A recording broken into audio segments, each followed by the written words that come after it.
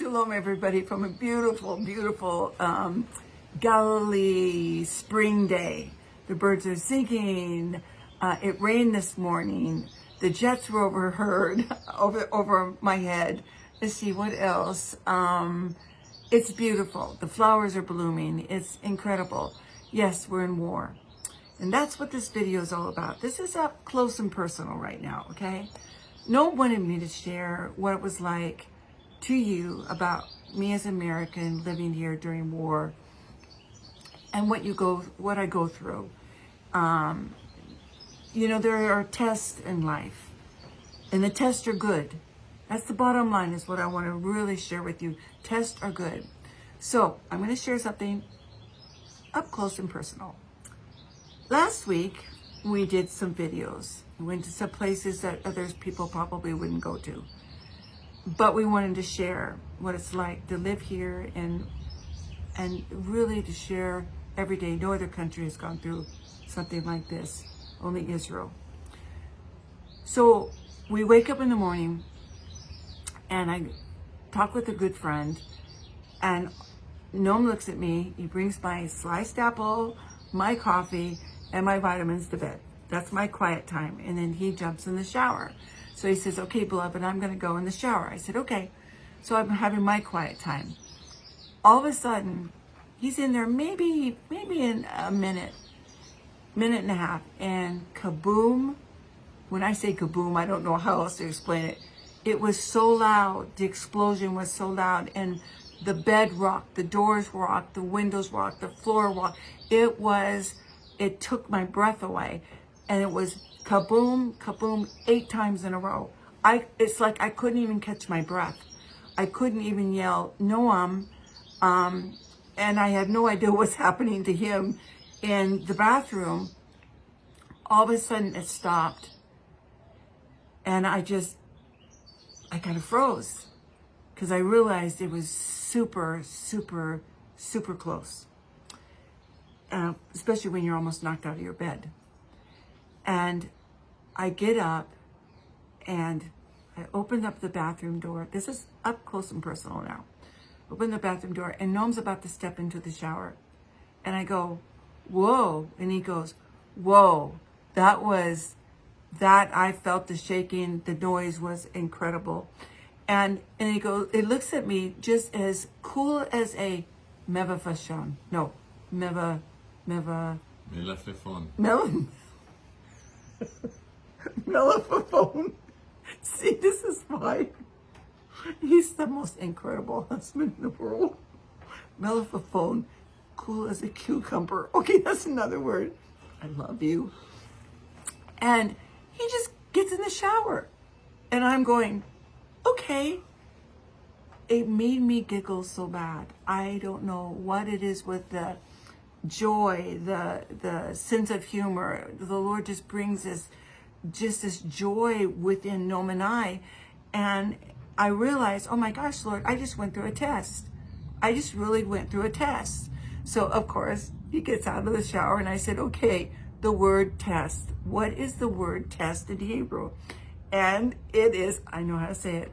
It is mivhan. Mivhan. Okay, I want everybody to know this word, because trust me, what we're going to be facing in the future, not just me, everyone that calls on the name of the Lord is going to be tested, but it's all good. So Noam says the word mevhon is test. I said, okay, pull it out. I know there's more there. He says, yes. Then you pull it out, and it's bachan. And I said, okay, what the heck is that? He says, to examine. And okay, now I'm jumping in the Jordan River on this one, because it's all good. Because when we're tested, we need to examine how we reacted to the test, how we reacted to either it was the rockets, the drones, the missiles coming close to your house. How did I react? What was my first thought? And then he says to me, he says, beloved, not only that, I said, okay, there's more to it. Keep on pulling it out. And the last pull out is hen, which means grace. Now, I want you to follow me on this. This is so important. So important for all of us and for all of you that are believers, even in the U.S., of what is going on. Because we're all going to be persecuted. We're all going to go through everything, making our stand, losing family, losing friends, losing our jobs, because we will not deny. We will not conform to the world. Or we're facing tragedy, a loved one's death, whatever. So here it is. So we go through a test, and the Lord said the tests are good. That's what the word says, that we're gonna go through tests. But that's when we can examine ourselves and say, Lord, I didn't make it this time.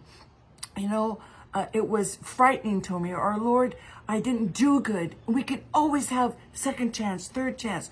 But the Lord loves it when we are willing to examine ourselves. And then from that, who gives us grace? He gives us grace. He doesn't want us to go through penance if we didn't make it, if we didn't react the way that we should have acted, whether it was stronger or more secure but it's okay if we are, because we need to give ourselves grace. And the Lord allows it. He is so merciful to us. But the reason we're having these tests now is because we are supposed to help somebody else down the road. We are to be there. We are to say, look it, you can make it. Yeah, you didn't maybe react the best way at that point. But fear can come in, whatever can come in. Even anger can come in. But listen to what also happened that confirmed why I have to do this teaching on Mivhan test. A precious woman that was like a mother to me. Out of the blue, she writes me from America.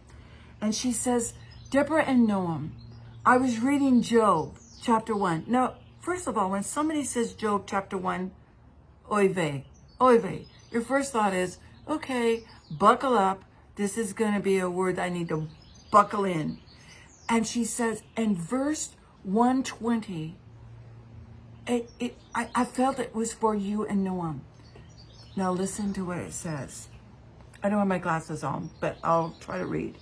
It says, then Job arose and tore his robe, shaved his head, and he fell to the ground and he worshiped.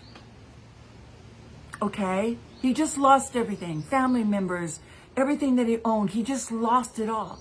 And yes, what you do, you tear your robes here. You tear your garment here when you lose somebody. Thank the Lord, I don't think anybody shaves their head so far. I haven't seen that so far. But after that, he fell to the ground and he worshiped. And as believers in the Lord, we're probably gonna lose a lot. Why are we any different from Paul and Peter and all the other disciples? I mean, we're in the end times. We're in the end times. But the Lord's going to strengthen us. He's going to ground us in this time that we're in, because we've got to be strong for others. And then it says here, it says, naked I came from my mother's womb, and naked shall I return there. The Lord gave, and the Lord has taken away. Blessed is the name of the Lord. Lord, I want to be there. I want to get there. I know we all want to be in that spot. Lord, that we're not going to question. Then this is what hit me. It says, in all this, Job did not sin, nor charge God with wrong. Meaning he didn't put his fist in God's face. He didn't blame God. Why did you allow this happen? Why did you allow this happen? He worshiped the Lord. He worshiped the Lord. And in the middle of this horrific, ugly, demon-possessed monsters that are instruments of Satan trying to murder all of us. And the tragedy that has happened in Israel is beyond. You can't even speak of the tragedy and the grieving that has gone on. But in the midst of it, we that are believers, there is a time of grieving. And that's what Job went through. He went through. He exhibited it on the physical level. But then he said, Lord, you give and you take. But I'm not going to charge you, because I know that you are in control. I know that you are above all. And I put my hope and trust in you. Therefore, I shall never be put to shame. So I'm encouraging every one of us to make that stand. Hang out with people that can make that stand with you. Hang out with people that you can watch and say, I want to be like that person, Lord. I want to be strong in the middle of trauma to my life and not understanding why this is happening. And I want so much to encourage. And I know that Noam is sitting beside me and he's holding my hand, but I want him to say something. I can feel it. Come on, honey. Come on in. Hi, everybody. So wonderful word, my beloved. I really wanted her to speak just herself, how it's like for an American to live here during war. I was in a war in 1982. I'm a tank commander, so it's different story with me. But this is really the word, and we are challenged to have faith like Job. And actually, Job is showing us what it's like to be in the world and not of the world, what it means to be detached from everything that we have, really, and to put the Lord first. On the outside appearance, he appeared as if he was mourning, but inside, he kept his peace with the Lord. And that is how we as believers should behave. It's powerful. It's powerful, I think, what the Lord has showed Noam and I during this time. And, you know, this is a preparation for you that live in the U.S. It's a preparation because I don't have to tell you. You get the news. You understand what's happening. You're trying to find some place to fellowship, and they don't preach the full word of God, or they don't give a rip about Israel, which, oh my gosh, God, have mercy on them. When I think about that, have mercy. So our word to you today, and I want to say the word test again, mivhan. Don't push it away. I'm saying this to you, don't push it away. It is God's grace that we're going through this time of testing to examine ourselves and know His grace is on us. And to examine yourself with grace. Yes. Not with criticizing yourself that you screwed up or you didn't do this. Because if you do that, you focus on yourself. And that's why when you do it with grace, you brush off the self-pity. So we love you. The Lord has already given us a word for next week, or at the end of this week. And I know that many are going through it, what we're going to teach on the Hebrew word. So remember the word, mivhan.